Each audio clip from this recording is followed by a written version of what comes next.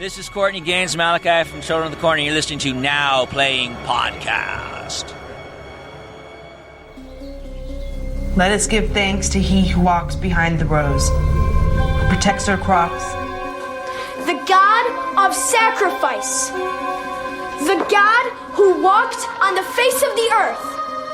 He who walks behind the rows. He who walks behind the rows. He who walks behind the rows. God does speak to me in my dreams. And God has told me that it is now our time. Time to make sacrifice. Time to kill. Welcome to Now Playing's Children of the Corn retrospective series. It is written, a leader will come from the corn.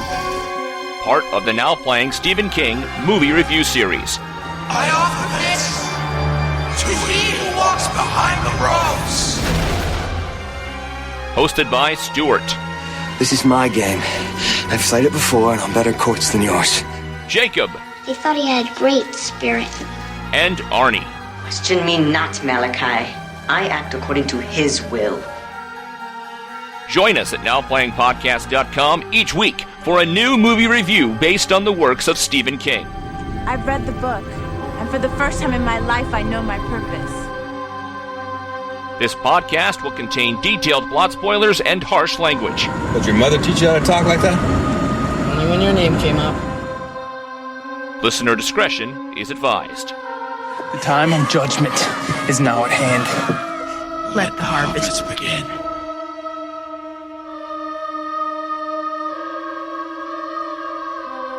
Outlander! We have your podcast! Discussing Children of the Corn 5, Fields of Terror. Starring Stacy Galena, Alexis Arquette, Eva Mendes, Greg Vaughn, Fred Williamson, Kane Hodder, and David Carradine. Other than the star, I know everybody here. Directed by Ethan Wiley. The outsiders call me a monster, a lunatic. But I'm none of these things. I'm just Arnie, the co-host of Now Playing. Stuart in LA. And this is he who podcasts behind the rows with his blow-up dolls, Jacob.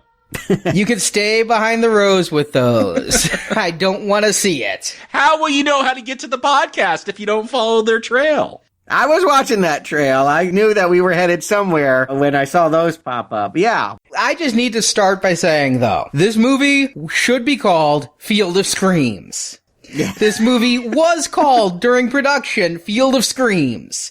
Some marketing asshat at Dimension Films, in his wisdom, decided Fields of Terror was a better title for release. He was wrong. Well, it's easy to see why they did that. I mean, Dimension is a part of Miramax, and what else did they have going on in 1998? Scream movies. You can't have the ripoff sound like the real thing. I'm not thinking Scream with Field of Screams. Yeah, Kevin Costner, Field of Dreams. Yeah. Oh, you're thinking of a play off of a baseball movie 10 years old and not the horror hit of the time. But that's what anyone would be thinking. If you called something Field of Screams in 1998. They're still thinking Kevin Costner. No, they're not. Not with this cast. Not with these hipsters and this 90s soundtrack. No way. That's true. This movie is coming out in 98, and all of a sudden, this movie is suddenly about a bunch of teenagers driving through Nebraska, a bunch of sexy-looking teenagers, plus Alexis Arquette, and not about a bunch of farmers being killed by their kids. Yeah, a wise choice. It's a tried and true formula. You can't avoid it. Eventually we had to get this. We've had several people on the road detoured and stopped in a town full of killer children. The fact that this time it's quote unquote teens. They were supposed to be teens in this? I don't know how old they're supposed to be, but I do know who they are. Most of this cast are people that we've covered before in other movies and had something to say about. And that's fun. Again, I always enjoy it if we're going through a series like Children of the Corn that we dig out old friends and see how they're doing. Yeah, I thought these people were probably college students, maybe of the 21, 22-year-old variety. Later on, it's revealed Eva Mendes' character is 17.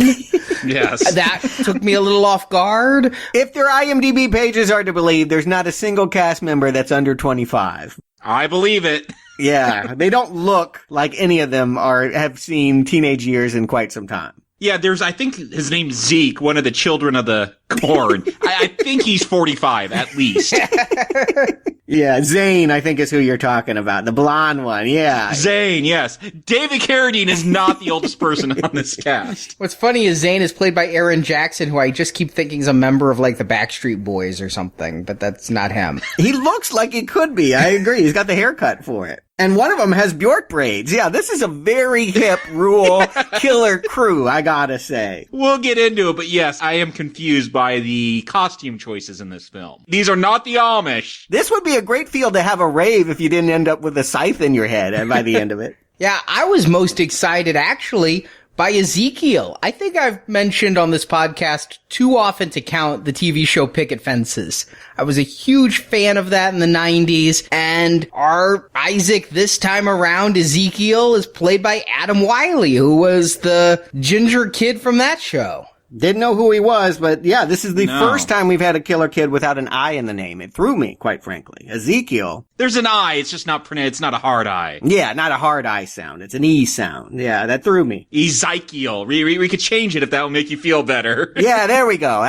There's my boy. Ezekiel. Yeah, okay. Now it's starting to feel like a corn movie. God knows there's no other consistency in this series. Arnie, let's get into it. Give him the plot. We'll figure out what part 5 is all about. Before I get into the plot summary, I just have to ask, is this still Nebraska?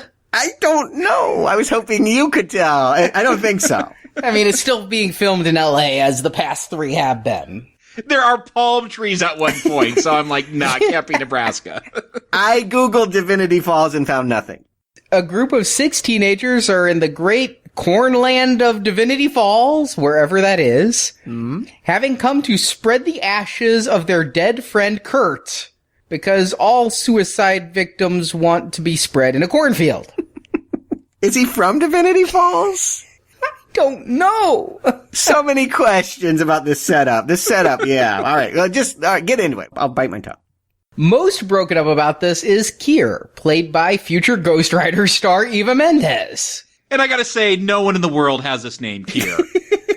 I've drank Kier before. It's actually quite delicious, but no, not the name. Sounds like one of Thor's buddies, Kier. Yes, it does. But in town, 2 of the teens are killed by a group of children led by the strange Ezekiel, played by Picket Fence's Adam Wiley. The other 4 teens' car breaks down after a skid and then is burned by the children, stranding them in Divinity Falls. But it's revealed that Allison, played by Stacy Galena, has a tie to the town. Her brother Jakob lives here on the same commune as Ezekiel. Abused by their father, Jakob left to spend his life in worship of He Who Walks Behind the Rose. There he's been given a bride, and soon his first child will be born. As tomorrow is to be Jacob's 18th birthday, Allison goes to visit him, though it requires her to convince cult leader Luke, played by David Carradine. When she sees Jakob, though, he gives her a book in which an inscription shows him asking for her help. On his 18th birthday, he's to be cast into a pit of eternal flame in service of He Who Walks Behind the Rose, and Jakob isn't ready to die. Allison, her friend Greg, played by Alexis Arquette, and their friend Ty, played by Greg Vaughn, try to rescue Jakob, but Kier sees it the other way. She's become enamored with He Who Walks Behind the Rose and willingly sacrifices herself to the corn god, thinking it will reunite her with Kurt. Jakob refuses to sacrifice himself and is taken hostage and knifed by Ezekiel, who, it's revealed, is possessed by He Who Walks Behind the Rose. Luke is actually a corpse that Ezekiel has been animating through magic as a figurehead for the children to follow. In the fight, Greg and Ty are killed, but Allison is able to throw Ezekiel into the fire pit and then throw fertilizer, I think, maybe gasoline, in after her, and the explosion kills the corn god. And after the film's climax, we see Allison is adopting Jacob's baby, who has the flame of He Who Walks Behind the Rose in his eyes, as credits roll. I'm confused by a lot in Children of the Corn 5, but none so much as the way that this movie begins, and then begins Thank you. Again, and then begins again, and begins again. There are 4 beginnings, none of which seem to have anything to do with one another. The first shot of this movie is of a hand in slow motion, reaching down in a cornfield and crushing roses. Who's the hand? Who's the Rose? What? Why? Yes, that never comes back. Or I missed it if it did. I think it is a metaphor for beauty lost in the cornfield. Okay, I thought it was like, to these people, the rose is a weed that must be extracted. I thought it was a statement, except those were not child hands doing that. That was clearly adult hands. I think feminine. I think it was probably Allison. Okay, yeah. I don't know what they were going for with this. So much stretching going on here. Are you doing a 5K after this? Hey, it is a Children of the Corn movie. It is always a mad dash to try and get to that 80-minute mark. But then afterwards, we have, well, a more familiar scene. Something that I understand at least. A small boy walking up to a bonfire in a cornfield. It's got green flames in the fire. They zap him. And yeah, that's gotta be Hubie, right? This is gonna be our evil little kid under the control of Hubie. Yeah, I pretty much got that. I do like the green effect. I mean, it's obviously very cheaply done, but there's something about green animated flame over orange real flame that actually adds a creepiness, and it's distinct. It's actually recognizable as it comes back throughout the film. So while I still don't get the rose, I completely get this fire scene and how it tells me how Ezekiel was given the power. Why Ezekiel is given the power? He just happened to walk upon the flame. My question is, why do we have to then jump a year later? To kill some anonymous farmers who are mad about their cows getting their throats slit. What is this to me? We never see cows getting their throats slit later on, just like we never see roses being weeded out of the cornfields later. These characters don't have names. We don't know. Them dying doesn't seem to benefit anyone. It just, I guess all it established is that child that got zapped within a year created an army, because what comes for them on the farm at first appears to be just a boy, and the farmer comes out with the shotgun, he's levitated, he's burnt to a crisp by lightning, but then the wife gets it from about a dozen other kids who all have, various cutlery we've seen before. And instantly, we are just 6 minutes in, but when I see that farmer levitated and then struck by Sith lightning, somebody got a budget for this film. I don't know who, I don't know why. They spent more on that one shot than I think they spent on the entire last film. And then, because I wasn't disoriented enough, blow-up dolls! All the way through the cornfields. We have two characters who we don't know who they are, Laszlo and Charlotte, driving in a blue Pontiac on a country road to Divinity Falls, taping up blow-up dolls to gas pumps and signage. I think I really need to do this at whatever convention I go to next, is we do a bonus podcast that people who attend the convention can only find by following the way the blow-up dolls point. It's the weirdest sexual scavenger hunt ever. You know what I realized upon seeing this? It seems so weird because with a slasher film, the horny teen cliche. We haven't really had that. That hasn't been a thing, but now we are going to get right away. Here's our group of kids that are going to get slashed up throughout this film. Yeah, it's always been professionals before. It was a tabloid reporter, a doctor, a wannabe doctor. This time, I presume they're in college. They're only doing this because their friend died, so... Alright, the friend died because he killed himself. But the cover story was a bungee jumping accident. Right. Because bungee, and they actually say this, bungee jumping seems so safe. I also have a problem that Kurt was dating Kerr. Yeah. I hate that name. Let's just call her Eva Mendes, because that's all she is to me. Kerr, whatever you want to call her, it's Eva Mendes. And they decided to spread Kurt's ashes. And Kurt, it's just troubling because we never see him. We never get a flashback. Or even a story that matters.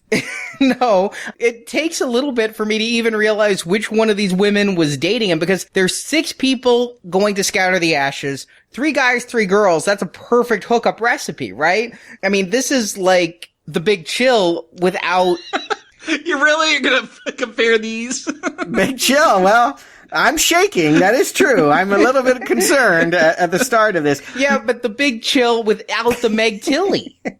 I guess. Yeah. I don't know how to respond to that. There are so many ways to strand juveniles in a creepy town. It's a age-old formula. All you gotta do is have a blown-up tire. They're headed to a concert. They're headed to a rave. She's headed to go meet her brother. There's so many ways to do it. The fact that there is this backstory about a young man who was their friend that killed himself and only one person knows, but they're all going to his favorite bar, which is in a podunk town that smells like burnt popcorn that he's not from. Is that where they were going to dump his ashes, at the bar? Yeah, there is a line said that, aha, I see it. This must be where the blow-up dolls were coming. That's his favorite bar. Which is weird, because then he was dating a 17-year-old, and obviously he could drink. Or perhaps at this bar they don't card you. I didn't see any carding going on, but yeah, there's a lot of weirdness and inconsistency. Again, none of these actors are actually underage, so it's not really a legal problem. I'm having a problem that I'm expected to believe that they're,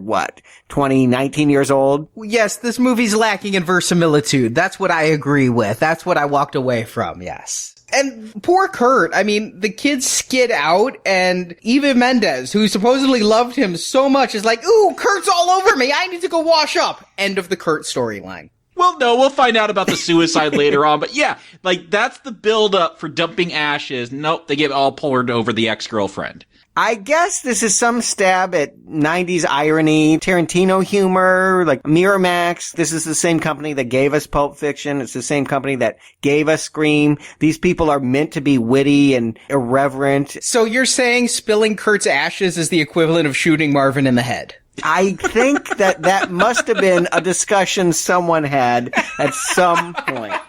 But, again, so much cleaner ways of doing all of this. Yeah, you didn't need Kurt.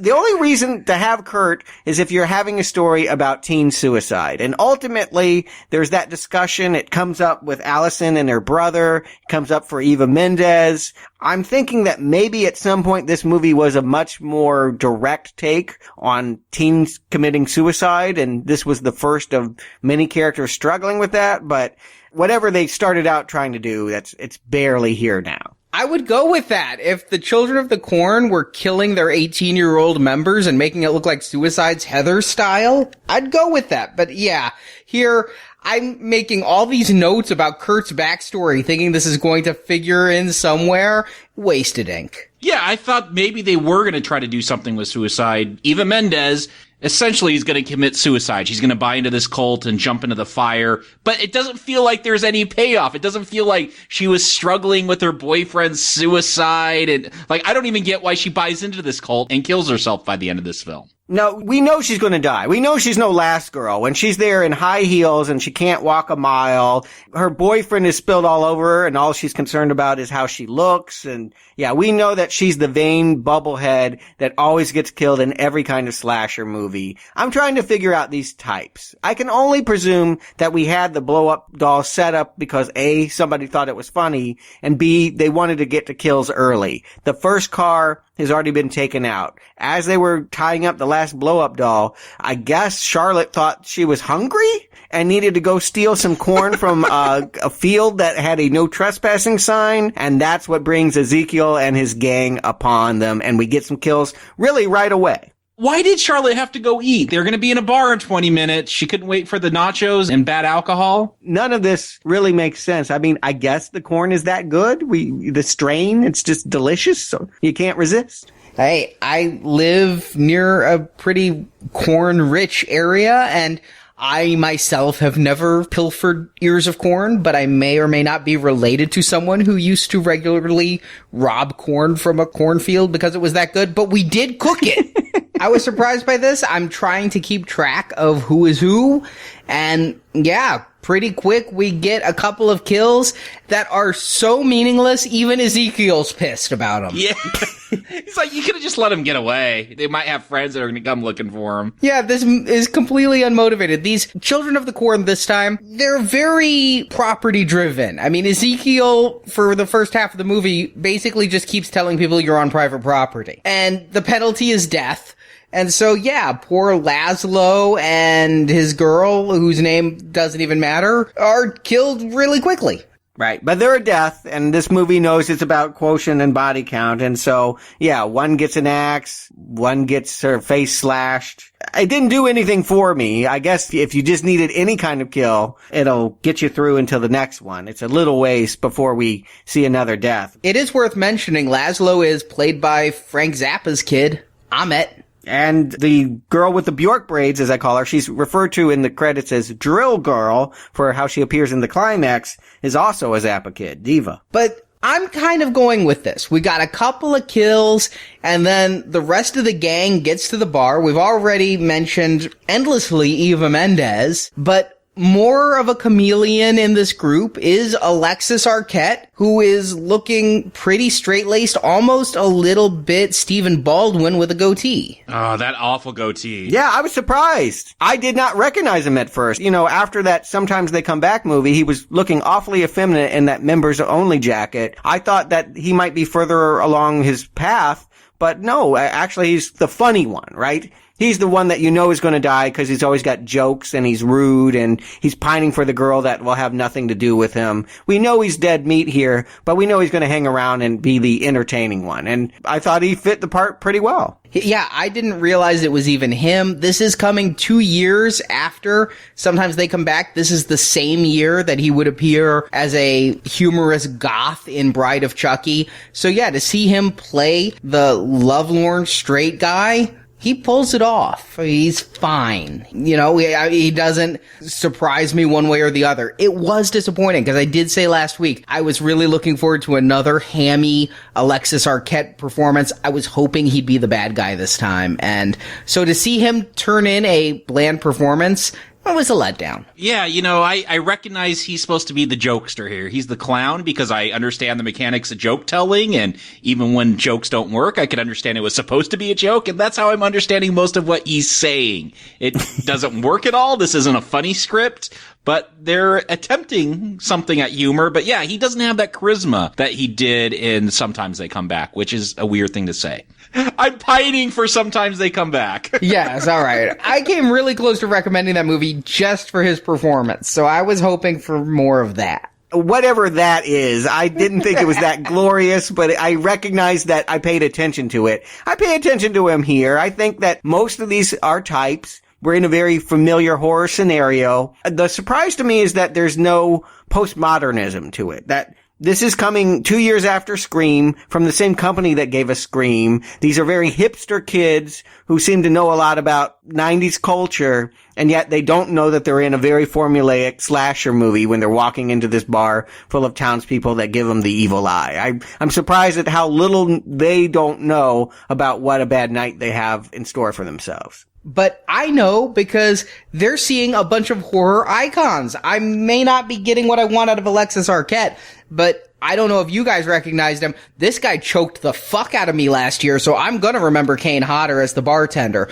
Seriously, when he poses choking you, it fucking hurts. He does not play around. I don't know who this is. I'm not a horror guy. What's he been in? Well, he is Jason, the Jason from like 6 through 10, the most common Jason. That's what he's best known for. Probably why I don't recognize his face. He's got a mask on in all those films. Yeah, you wouldn't recognize him, Arnie, and I didn't recognize him. But when I saw his name in the credits, I stood to attention. He's a big motherfucker, and he's a stunt man first and foremost. But because of his role as Jason, I mean, I've seen him unmasked in a lot of stuff like Hatchet series. Mostly wears a mask there too, but he has a lot of horror cameos. He was in Wishmaster. I also recognize Fred Williamson, who I primarily knew from Dusk Till Dawn. That's where I was introduced to him, but he had a lot of 70s roles as well. If you didn't get Richard Roundtree for your blaxploitation movie, you usually called Fred, is pretty much what it is. He was Black Caesar, and I didn't see many of his blaxploitation movies, but he was a football star who had a second career in the movies. They're callbacks. It was a trendy thing to do in the 90s. Tarantino, Scream, all of that. You make reference to retro entertainers. You dust up old stars and you bring them back for new transformations. It's not doing a whole lot for me, but I at least appreciate that I'm in familiar ground and seeing familiar faces. It makes it feel more like a slightly above average horror film. I already brought up Wishmaster, but that kind of thing where it's a horror film being made by people who know horror and will put stuff in there that only the Fangoria crowd will get. At least they're playing to me their base audience. Yeah, I agree with that. They are trying to entertain. This is going to be better than a husk, but will it be a pat of butter or will it be a kernel of corn? That's what I'm wondering here. I'm seeing the setups. I'm enjoying the mood as much as I can, but what I'm not enjoying is the focal point. The obvious last girl is someone that I don't think worked again for good reason. Why did she get this part? Who is this Allison? And why is she saddled with this morose story about a runaway brother who worships Hubie? I think that this is unfortunate wound to this film that she is our Neve Campbell. Couldn't agree more. She is really terrible. I mean, you have this cast of all these people that we know. Why not make Eva Mendes the main girl? Or hell, even the Zappa girl, this Stacy Galena, first of all, I think she's the oldest one here. I looked her up on IMDb. She was 30 at the time of filming, and she must be a smoker or a crack user or something, because she looks 50. Yeah, the idea that, I know she's an older sibling to the teenage runaway that is turning 18 that day, but how much older are we expected to believe? 5 years? It's impossible for me to suspend that belief to think that she's, an early 20-something. And she has zero charisma. None. She also has this mopey, morose storyline. Now, I'm really confused by this whole thing because I thought I knew what movie this was going to be. Texas Chainsaw, right? Yes. Kids driving through a town, broke down, and stranded with a bunch of crazies who try to kill them. But then it comes up, Allison's brother lives in this town? That was like, my head did an Exorcist 360. I was so whiplash-induced by that revelation. Why not have that be the reason why they came here? Why do the whole Kurt thing? Why not say that 3 friends went with Allison to support her as she had a reunion with her brother who wrote her a letter or something like that? If that's the story they want to tell, that she is reuniting someone from the past that she has guilt over, abandoning with an abusive parent, there's many ways to do this. Have the parent, they say that he died recently, have that be at the funeral. Have that be the motivator here, but... Yes, if you're gonna have a dead person be the motivator,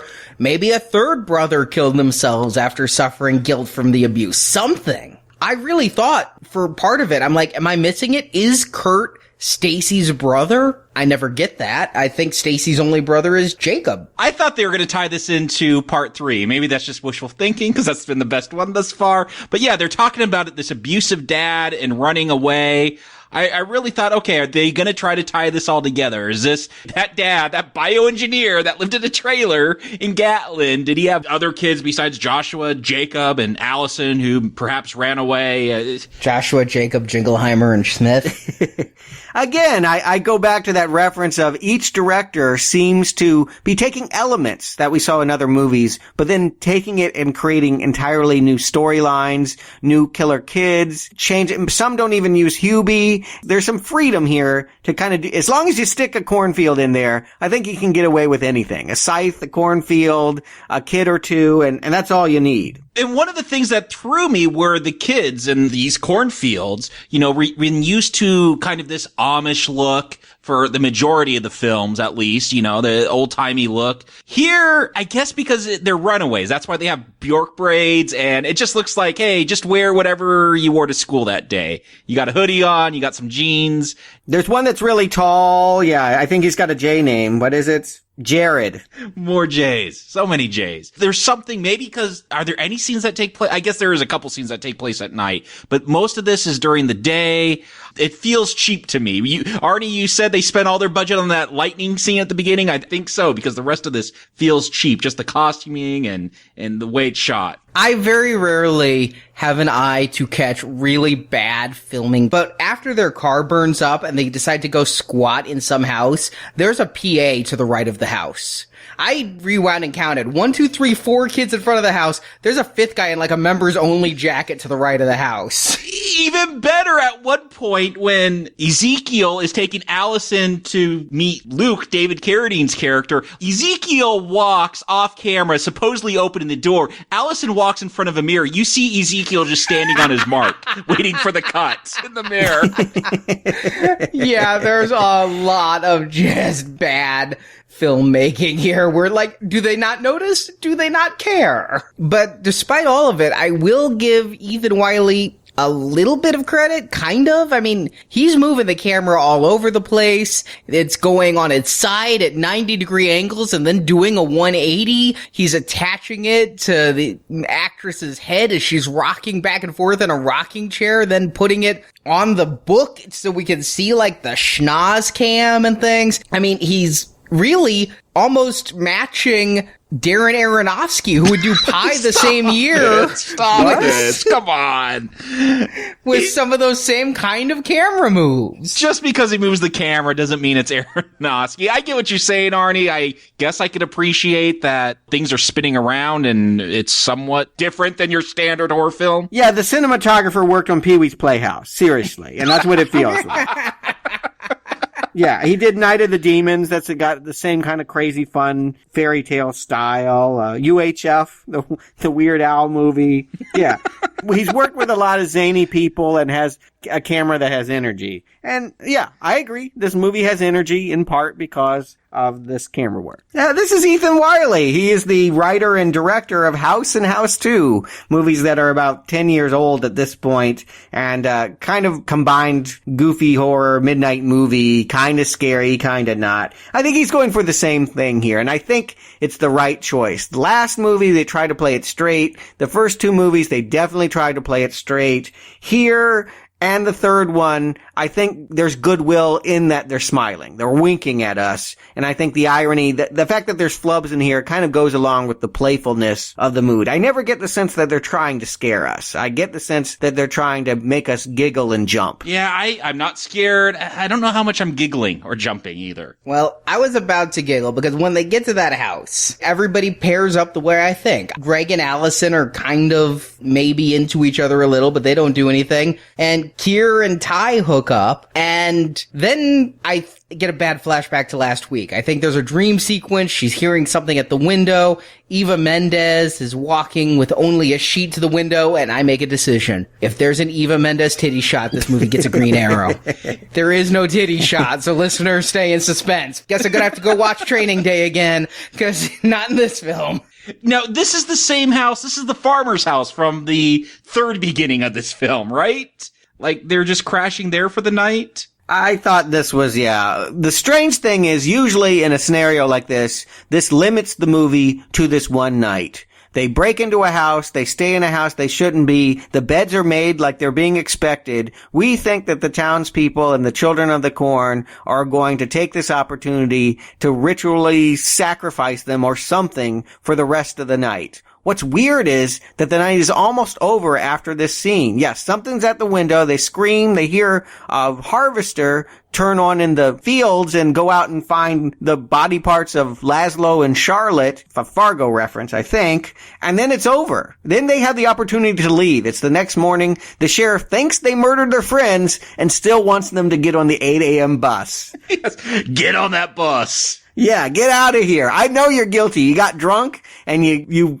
out of neglect or intentionally let your friends get chewed up, and I don't want your kind here. I mean, worst sheriff ever. I think the sheriff is on the payroll of the group. I mean, he wasn't too helpful to them earlier. He obviously doesn't want strangers in this town. I think for 2/3 of this movie, Sheriff Skaggs is complicit with Ezekiel and Luke. We saw it in Children of the Corn 2. We saw it in Texas Chainsaw. Yes, it's what you would expect. I mean, this is not a town of children. There are many adults here walking the streets. If they're here, it must be because they're still obeying Hubie and the kids, right? So, yes, there's no sheriff that thinks he could be patrolling the streets and not know that he's harboring a corn monster and killer children, right? But yet, it's revealed in the third act, he's just been sitting around waiting for somebody to lodge a complaint so he can bring that Luke Enright down. Yeah, he hasn't been able to get a warrant. There's people showing up dead. I'm pretty sure you could get a warrant at that point. Just the cows with the slit throats should be enough, really. Yeah, worst sheriff ever. He's too busy trying to pull his best Tarantino impression, talking about, yep, this foot looks like it matches that person. Talking about severed feet and dead bodies. Yeah, Yeah, I mean, they're going for that humor. It was a 90s trendy thing here. I just don't think Fred Williamson is a very good actor, comedic or dramatic, and these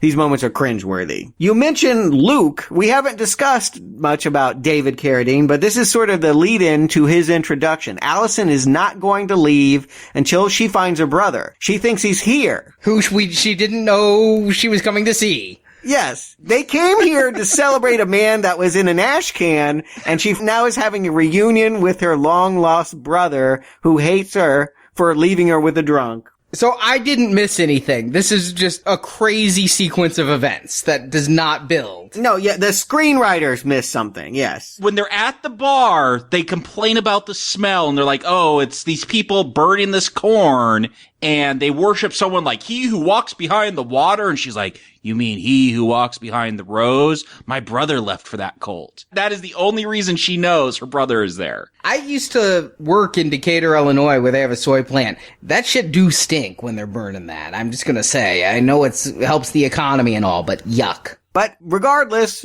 Ezekiel is willing to take her. He's got a very terrible poker face. He tries to throw her off the trail. She's like, no, I know he's here. He's like, okay, but first let me take you to our master. This is really where we learn that Ezekiel is not the main bad kid. He's the Malachi. He's the second in command. The real child of the corn this time is David Carradine. Which, I love David Carradine. Just for the way he delivers all his lines with that weird lisp. But I'm totally thrown because I'm like, wait, no, this is children. This isn't the 50-year-old man running a cult of children. Grasshopper, you couldn't have pulled this off 30 years ago. I was really confused by his role in all of this. But you know what? I kind of started to get like David Koresh kind of vibe going here. Like he was running the cult and Ezekiel was his right-hand man. I went with him being the big bad, especially because he's David Carradine. By the time we get to David Carradine, it's only 40 minutes in an 80-minute movie, but I'd forgotten we were waiting for him. I was excited by his name in the credits, and then spent the movie waiting for him, and when he finally shows up, this was not the role I expected him to be playing. Imagine watching this like I did, where I missed his name in the opening credits, and all of a sudden he shows up. I'm like, huh? Yeah, it was a stunner. Again, and no reason really to bring him in here. He's still 6 years away from Kill Bill. He's not really, I don't know what he's doing here. It seems like an odd choice. He needs to pay the rent. It really seems like his contract said he wouldn't stand up for the role. He will never have to leave the chair. The moment he leaves the chair, he leaves the set, because that's how it happens. He does his entire performance from this rocking chair, and when they pull him out of the chair, he disappears in a flash of light, never to be seen again. Yeah, his face splits open and he has a flamethrower or something for a skull. We'll get there, but before he has his dramatic exit, yeah, he appears to be Hubie. He appears to be the head of the cult, or at least the one that Hubie listens to. I'm thinking that I'm okay with it. Even though it is not consistent with any corn before, I like him as a malevolent force much more than really many of the kids we've had before, or even Ezekiel here in this movie. I think they should have stuck with him, and I'm wondering why he ends up being such a non-threat in this movie. I think it's funny that you complain about lack of consistency. There's been no consistency among any of these films. They could throw in whoever they want at this point, and I'm just going to go with it because there is no central storyline. I think, as you said earlier, as long as there's some stalks of corn, you could call it a Children of the Corn film. Well, there has been one consistency, and that is it's always about kids trying to kill their parents, and this is why would the kids celebrate Luke. Luke owns the property. He owns the silo where Hubie lives. We'll find that out later, but I think that it's strange that we have this fight for power, that Luke is sort of in charge, and on the sidelines, Ezekiel is secretly wanting to covet his place as the head of, is it a cult? Are these a cult of children? Is it just Divinity Falls? I don't know. I feel like this is the most shapeless of all of the killer children cults we've seen. Yeah, I feel like this was supposed to be a much darker movie. There's suicide. This is a cult of runaway children. Like, that could be somewhat dark, especially if you know what happens to a lot of runaways. This seems like they want to go somewhere dark, or maybe there was that idea at the beginning with suicides and runaways and, lost children. Yeah, a suicide cult. The Applewhite thing had just happened. happen too. So you're right. They really could have been going for that. But they go for this weird comedy version that doesn't work. Yeah, there's a number of things I don't really get. I mean, it's revealed that Luke is dead and Ezekiel is puppeting him because the kids won't follow Ezekiel. They'll follow Luke, which a couple of things. I wonder if there was this cult of children led by Luke before, and then when Ezekiel got the flame a year earlier, he took it over, but also it makes Ezekiel the most impotent of all the lead children of the corn because he's the first one to need a figurehead. An adult, yeah. The kids have always been about taking their own birthright, and here he's letting adults stand in for him. That it makes no sense. I have to believe this is compromised script writing. That yes, they started out talking about suicide and suicide cults and this motivation of this kid who killed himself in a bungee jump suicide that brought them to this town. Did he connect the bungee to his neck? Is that how he did that? I can't even. I would love to have seen that footage. I don't know how. I know how you can die from a bungee cord, but I don't know how you could intentionally do that. That it makes no sense. But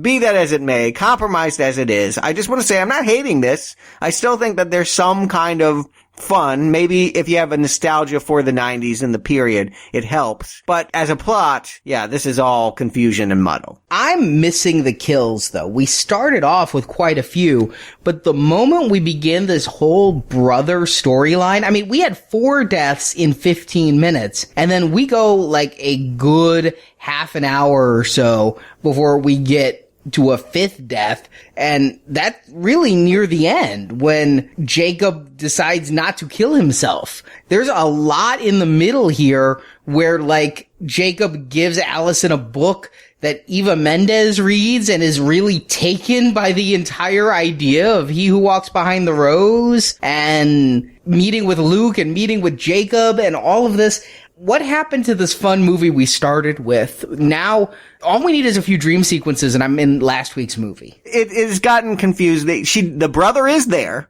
Not only is David Carradine there, the brother is there. He doesn't want to be there. He gives her promotional material that he scrawls a secret help message in. And so, what is she to do with that? I mean, why can't he walk out the door? It doesn't seem like it would have been that big a deal to get away. He's been given a child bride. He's going to be an expectant father. Does he not know what he's expected to do on his 18th birthday? He knows, and he doesn't want to. And he does walk out the door. They send some people after him, but yeah, they're like, oh yeah, you're free to go. Of course, why would they even say you're free to go when everybody in that entire group except Jakob knows, yeah, we're gonna get you? Yeah, what they should have been doing is, while this is going on, is be giving us some fun kills. There are some out-of-towners. Come on, Outlanders. Those people gotta die. You give us a David Arquette. You give us that blonde guy, Ty. Who cares about Ty? Even Keir doesn't care about Ty. It was a one-night stand for her. So, yeah, why don't you just give us some fun deaths in the meantime as the group wanders around the town waiting for Allison to be done with her meeting with her brother? They can be having that stuff if that's really important to the story they want to tell. But this is a cheesy slasher movie. Don't forget that. Don't lose sight of why we're here. And you're right. The deaths dry up in the middle. Yeah, I mean, there's no ticking clock going on. We do know that Jacob's birthday is the next day, and if we've seen the previous ones, we know what that means. Although, oddly enough, did you notice it actually ends up being the same day? He says, my birthday is tomorrow, and then a couple hours later, he's at the ceremony. There was no night. I think maybe he has to do it on... I don't fucking know. I'm not going to give this movie an excuse. But, yeah, there's nothing going on. If the whole plot is we have to rescue Jakob before the cult kills him, well, they fail in that. So that's a bad ticking clock. That's like trying to defuse the bomb and it goes off. And the other way to do a ticking clock in these slasher films is you're whittling down your cast until the character you care about most is the one left. Except Alice is the character I care about least. That is kind of true. They make this big deal about Jakob needing to sacrifice himself in the silo to the eternal flame. Why? Because as soon as he leaves, like, Ezekiel's flipping his shit and like, who's the next that's closest to their 18th birthday? Like, acting like there is some urgency to have to sacrifice someone that day. Why? They haven't established anything that you need, like, once every 3 months, someone to jump into the eternal flame to keep it going. I don't understand what's going on. If so, that's not quite an eternal flame. It's a fickle flame. It could go out at any minute if it gets tired of these kids. If you don't feed me. Well, I am going by the logic that this movie is giving me, which isn't much. Yeah, that's a mistake. I think that there is real confusion here. It's best to just enjoy the fun kills when we get them. The problem is that a lot of these kills aren't fun. When Eva Mendes shows up and says, okay, I want to be with my dead ex-boyfriend, am I supposed to be enjoying that? Is that a laugh? Because it's comical in how stupid it is, but I think it's played fairly dramatically straight. I agree. I mean, I think Eva Mendes is giving her best I'm scared performance right there. I'm scared, I'm depressed, and yet I'm going to go through with it. But when she jumps into the fire, she jumps like she's jumping into the pool. She pulls her knees up. There's no scream. There's no I'm burning. There's no it's hot. It's literally like she's at the pool. She's got so many options. Yeah, she's got a dead boyfriend, but there's the blonde guy she came with. There's the blonde guy that's been flirting with her that is... Yeah, Zane, who's just looking up that skirt as she's climbing that ladder. So was I. I just don't see her as someone that is ready to end it all here. It's a strange way to sell her death. I get that maybe you wanted to have that turn if you can write it that way, but this wasn't the character to do that, and this wasn't the moment to do that. Someone needed to die, but not this way, not her. I would have liked to have seen Allison and Keir reversed, where Allison is the depressed one because she's so mopey anyway. Let her jump in the fire, and let Eva Mendes, and I'm not just saying this because it's Eva Mendes, but because it's a more interesting character, be our last girl. Yeah, there should be some fear if you're going to do this with Eva Mendes or with Allison, whoever. If someone's going to start committing suicide, jumping into this flame, there should be a fear that that's going to happen to all the characters we've been watching here, this group of teens. Like, that should be our fear, that they're all slowly getting brainwashed and jumping in. I mean, Eva Mendes jumps in. Does anyone know that she did that? Like, do they ever ask about her? It just seems like, here's the thing. They talk about, we gotta stick together. Here's this family theme that they bring up, because I guess Jakob and Allison are family and they didn't stick together. They talk about how they need to stick together, but then as soon as they get in this cult town, like, they all split up. Like, Eva goes, talks to Zane, Greg goes, and he finds a bar. Like, none of them stick together. There's no danger, though. Like, why did she even commit suicide when it's never brought up by any characters? No one grieves for her. Hard variables are needed. We needed to either know that these were teenagers that could be sucked into the cult and seduced into jumping into the silo, or they were outlanders who were a threat to exposing the children and thus must be killed before they leave town. One of the two, but they're just kind of wandering around, and you get the sense that if they ever did make that bus, nobody here in Divinity Falls would give a shit. I don't feel like Eva Mendes, it meant a lot for her to sacrifice herself and reunite with her dead boyfriend. I don't get a sense that any of the kids gave a shit about it. And I don't either. No, I don't even think they mention her again. No, she's forgotten. And really, the climax happens very quickly. We have this moment with David Carradine in which the sheriff has brought Allison. She showed him this coded help cry, so they're going to rescue Jakob. Come on, that was not much of a code. I don't know if that was enough to warrant a warrant. I'm not sure what motivates the sheriff, but we've got to get to some kind of action, and I'm ready to embrace whatever it may be. But yeah, we get this kooky, almost screaming Mad George kill with David Carradine's head splitting open. It's something. Was it a flamethrower inside of him? The eternal flame. There was some kind of gun or apparatus shooting flames, except it doesn't burn Fred Williamson. It drills a hole in his head. It's all kinds of Looney Tunes, but I liked it. I'm willing to take it. It's a kernel I can chew. Yeah, and a couple of firemen also die. Worst firemen ever. Did they bring water? Because that hose has no water in it. No pressure at all. They never turned it on. They all burned up. Never. It was driving me crazy. The fire is nice and contained. You'd think that would be like the easiest one to put out. Yeah, very, very easy. Yes. It's not leaving the inside of the silo. Really, it could burn itself off. Shut off the oxygen to it. It should go out. And this is where the cheap budget really begins to show, though, because a mob of the children start chasing our 3 characters.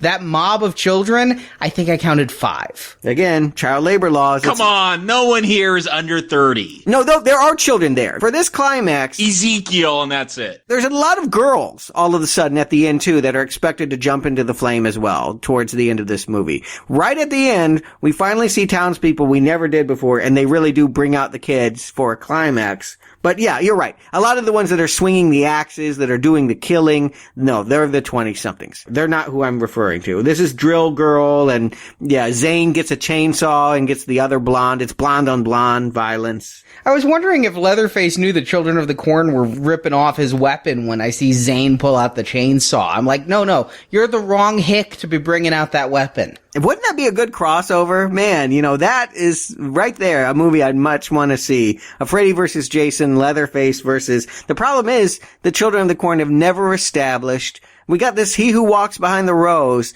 but we've never have an identifiable kid figure that can serve as someone on the poster. It's very simple. Give us an icon. They tried that with Josiah. You guys didn't like Josiah. But I feel like that was the direction to go. Here, I'm not worried about Ezekiel. I don't understand what David Carradine was. I don't know how this is supposed to wind up.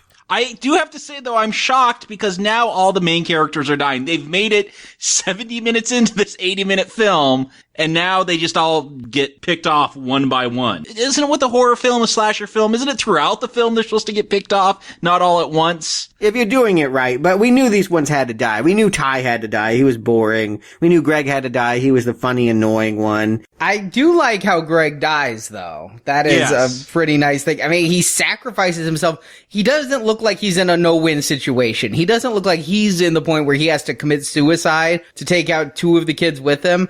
Drill Girl, she has a very long drill bit. It's not very wide. I'm not saying I want to get hit with it. It looks like it'll fucking hurt, but it's going to take a lot of holes to kill you. Yeah, I would get out on that side. If I'm between a drill and a flamethrower underneath the blue Pontiac, I would get out on the drill side and take my holes. He even steals the flamethrower. So he has the flamethrower. He, instead of using it to burn Drill Girl and get out, decides to kill himself.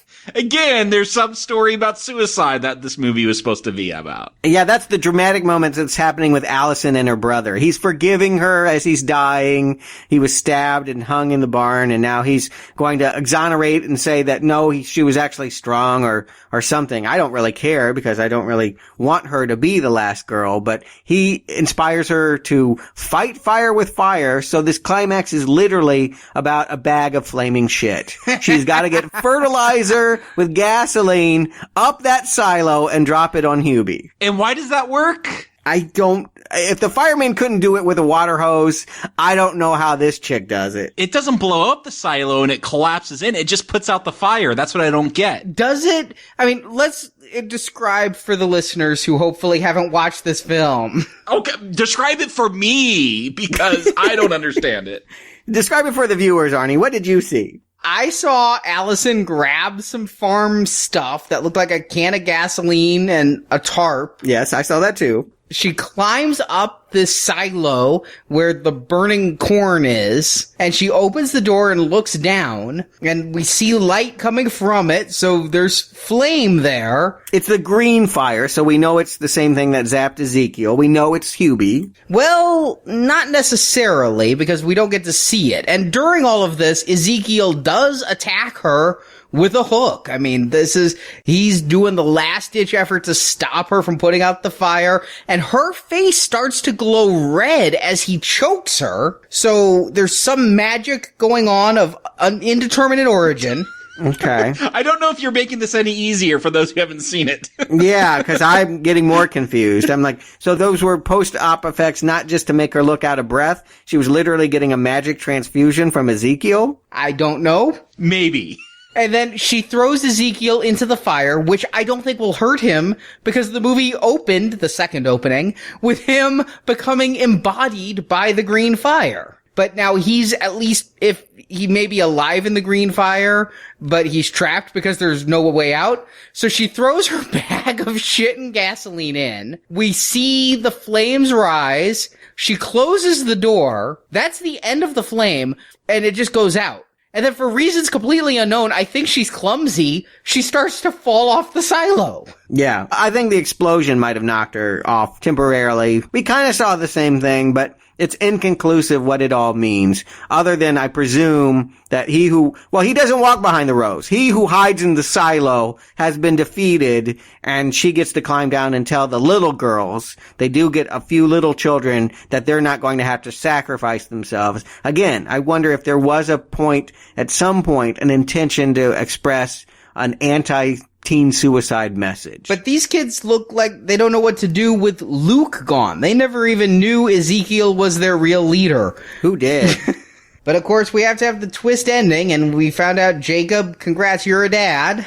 Oh, yes. To the, Hubie? I guess. Seems appropriate, maybe. I knew what they were doing. I didn't know where we were at first. Allison is knocking on a door. She's walking in. I forgot that there was this child bride, Lily. For a second, I didn't know what was going on. Allison, who is, we're guessing 18, single mom, adopting from a 14 single mom. I don't know if that's an improvement. I think she's supposed to be 23, 24. I think that I'm not going to even guess at what she is, but she's getting the baby because it ties her to the brother that she neglected. And so I know where this is going, right? I'm like, the baby's going to have something. Something with the baby is going to make the baby scary. I even knew it would be fire in the eyes. I don't know why. There's just this long last shot of the baby, and I'm like, come on, let there be fire in the eyes. Just give me the fire in the eyes. There's the fire in the eyes. Yeah, they're lingering. She's singing Mockingbird. It's like echoey and in slow motion. I'm like, oh Lord, how long is this going to take? I know you aren't at 80 minutes yet, but drag it out in the credits. Don't make me wait for the flaming eyes. Do the Jonah Hex 10-minute credit thing instead of this. Yeah, I think the last movie did that exactly, actually. But yeah, whatever you got to do to stretch it to 80 minutes, call it a feature. That's what they're doing here, but it's telegraphed a million miles away. But it's a false one. Just like the third movie, we're not going to come back to a killer German cornfield. We're not going to come back to this little baby again. It's not even a newborn. Like every other kid in this Children of the Corn movie, that thing looks like it's about 18 months old. There's no way that's a big newborn baby. Well, what about the roses? Oh, wait. Jacob Stuart, do you recommend Children of the Corn 5, Fields of Terror? Jacob. No, and here's the thing. Is this worse than 4? 4 was pretty bad. I get what you were saying with 4, though, Stuart. There was competent... Oh, now you like 4. Last week it was like, you're the worst person in the world for liking this other piece of shit. Now you're like, well, it had something. That's all I ever said, by the way. It just had something going for it. Here's what I'm saying. Yes, I recognize that it had competent filmmaking. The story was still kind of screwed up. This one has a bad story and no competent filmmaking. The kills aren't that great. Just like that last one. I don't know. I can't even decide which one's worse. David Carradine's death versus the Gurney doctor death. That's what it would really come down to for me. This one, man, what a weird, confusing, non-existent story this is. This one's not as boring as the last one, but still, no, there's nothing here. There's one good death, nothing here to chew on. I don't know who this would be entertaining to. I'm just going to put it that way. You would have to just be a horror or a slasher junkie where you just like to see red Caro syrup thrown all around because there's not much here. This story is baffling to me. I couldn't understand anything that was going on. I wonder if there was a script. Another strong not recommend. I don't know if I could put this below 4. They're pretty even. This is both the bottom. I was so hopeful after 3. We're going to have to do that eventually. We're going to rank all of these. So you think of that. Yes. That's why I'm keeping track. You think about that. It could get worse. It always could get worse. We're only halfway through. So yes, we got 4 more to go. Stuart. Well, it is not a kernel. There's nothing here that's really good. But it's not a husk either. I'm a child of the 80s and 90s. I think that if you have any affection for this retro world here and you like slasher movies, it's watchable. I mean, again, none of these Corn movies are good. I'm going to give it the pat of butter because it just goes down easy. There's lots of people that you've seen before hamming it up. Sometimes it's amusing. It's never dull. I'm never bored. I guess that's a compliment here, but I'd honestly rather watch this than any Mangler film or any Lawnmower Man film or really most any movie in the Night Shift series. So I call it what you will. I'll call it a pat of butter. Maybe that's a Green Arrow for you. I think if you like those kind of cliched, stupid 90s direct-to-VHS movies, you could do worse. It's definitely not as good as 3. I don't think it's anywhere near 4 or 1, but I liked it a lot more than 2. And yeah, Jacob, you said that this is possibly contending with the last one for worst. I completely disagree. You said you don't see who this could appeal to unless you just like seeing Karo syrup thrown all around. Well, I like slasher films. I even enjoy low-rent slasher films, but I want more to it than Karo syrup being splashed around. And like Stuart said, there's something to be said about the comfort of familiar actors. That is something that, I mean, the last one, there were a couple familiar actors, Karen Black and Naomi Watts. It didn't help. So it's not always the case. But here, having Alexis Arquette, Eva Mendes, Fred Williamson, David Carradine, Kane Hodder. I mean, it lets me know these are people who know horror and are having a good time. No horror only by who they cast, not by the actual story being told, I would contend. I would agree with that. Well, they just don't know storytelling at all is the biggest problem. I came really close on this one. Whatever I do, red or green, it's weak. I said earlier, if Eva Mendes had given a titty shot, it was going to be green. And I wouldn't just give a movie a Green Arrow for a nude shot. You wouldn't have given a Green Arrow to last week if Naomi flashed you some at the end. Yeah, she could show Beaver and that would not help. In fact, it might even make it worse. It's Naomi Watts. But it's because this one was riding the line. And I'm sitting here, and after last week, I'm finding myself enjoying this movie on that scale that I discussed last week about, yeah, this isn't great filmmaking, but could this be enjoyable for someone who is looking just for a slasher film? I never expected Children of the Corn to become a slasher film. I always thought this was going to be demon monster horror, but it is a slasher series like Nightmare on Elm Street and those, and so by the absolute lowest of standards, could this one get a recommend? And I was on the fence for so much of this movie. And after the past 2 weeks, really, 3 totally, I was just surprised that I was even on the fence. And then this movie got to its clusterfuck of an ending. And it's like, with an ending this unsatisfying and this confusing, I can't recommend this movie. So it's a weak not recommend. But man, this is to me the second best of the Children of the Corn films. The first being what? The first movie? Yeah, that's still the best because of Isaac and Malachi and the creepy vibe they gave. It worked for me as horror. The next 3 have been just shit. And this one was at least fertilizer, if not just a big stepping in a pile of cow dung. Isn't it awful what we have to do here? Isn't it just like watching people wade through a river of shit and trying to find a piece of gold in there somewhere? These are all bad movies, but I think it's important to let people know what kind of bad movies. You can be bad in several different ways, and I think this is a more fun kind of bad. Yeah, I agree. There's stuff here to enjoy, kind of like 3. I mean, 3 had really inventive kills. Here, you've got stock characters doing stock things. If there'd been more kills in the middle, if there'd been a better ending, this really could have gotten a recommend from me. But the way it is, it's just an incompetent film. And so no, it's a not recommend. But God, am I hopeful for next week. Because what I have said, much to both of your, like, what the fuck are you talking about? Every time I defend part 1, is part 1 had Isaac and Malachi. Well, Malachi grew up. Isaac didn't. He has a hormone growth deficiency.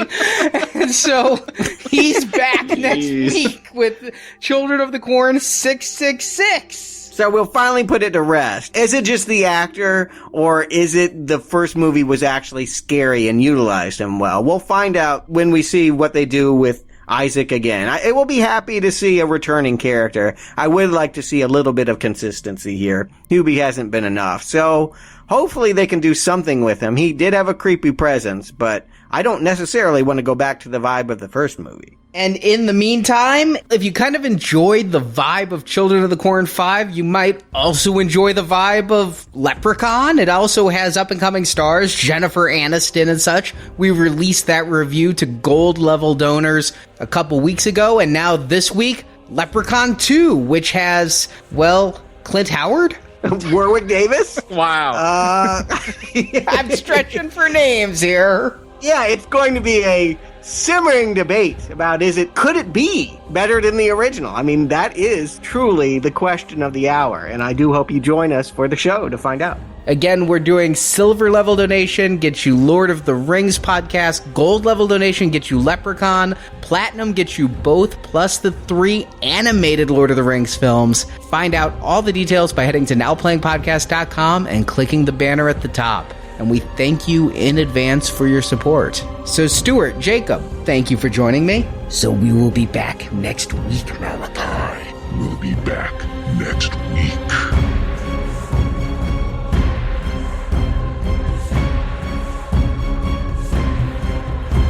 I'm leaving now. I'm gonna go find some people and tell them about what's happening here in Gatlin. I don't think they'll believe me at first. I don't think I believe it myself. But they will. Eventually. You guys all belong in an asylum somewhere. Loony bin. Thank you for listening to this episode of Now Playing. Congratulations, Tiger. We hope you've enjoyed the show. Pretty much all you need now that The Sopranos is dead and buried. Come back to nowplayingpodcast.com each week as we review another film based on Stephen King's books and short stories. This is the word of he who walks behind the rows. We do his work from shine to shadow. At our sister podcast, booksandnachos.com, you can hear Arnie's reviews of the original Stephen King books and short stories on which these films are based. You should look it up. Still remember how to read, don't you? In the nowplayingpodcast.com archives, you can find many more reviews of Stephen King films, including Maximum Overdrive, The Mangler, Sometimes They Come Back, The Lawnmower Man, Carrie, Salem's Lot, The Shining, and more. Find dozens of Stephen King movie reviews at nowplayingpodcast.com. Well, these kids watch too many horror flicks. Also at our website, you can find reviews of film series such as The Avengers, Star Trek, A Nightmare on Elm Street, Silent Night, Deadly Night, Scream, Transformers, RoboCop, and hundreds more. Movies are filled with violence, blood, and bodies, naked bodies writhing together, glorifying fornication. Support from listeners like you help keep Now Playing operating. Can't you for one moment conceive of something in this universe that's larger than you? You can find a link to donate using PayPal at the bottom of our website, nowplayingpodcast.com. $200. Joby. How much? $13,100. $13,100. Okay, 2,000. Now Playing's Children of the Corn retrospective series is edited by Heath, Casper, and Arnie. I don't want to be the one in charge when the heads start doing 360s and they're hurling pea soup. Now Playing credit narration by Brock. He filled me with the words. The film discussed in this podcast is the property of its original copyright holders, and no infringement is intended. Now Playing Podcast is not affiliated with the makers or distributors of these films. That won't matter to Isaac and Malachi. They'll take it as a sign. Speak for the others or only for yourself? The opinions expressed in Now Playing are those of the individual hosts and may not reflect the opinion of Venganza Media Incorporated. I am the word and the giver of his laws. Disobedience to me is disobedience to him. Now Playing is a Venganza Media production, copyright 2014. All rights reserved, and no part of this show may be reproduced, repurposed, or redistributed without the written permission of Venganza Media Incorporated. So what do we do about the children? Tell their story. Let the healing begin. It's not too late for that, is it? No.